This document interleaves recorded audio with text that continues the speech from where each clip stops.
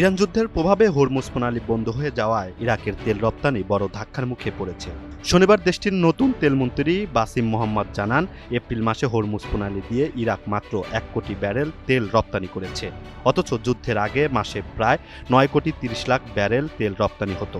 Hormuz প্রণালী বন্ধ থাকায় সৌদি আরব, সংযুক্ত আরব আমিরাত, কুয়েত ও ইরাক থেকে তেল পরিবহন ব্যাহত হয়েছে। ফলে বিশ্ববাজারে জ্বালানি তেলের দাম বেড়েছে আশঙ্কাজনকভাবে। বর্তমানে ইরাক দৈনিক ১৪ লাখ ব্যারেল তেল উৎপাদন করছে।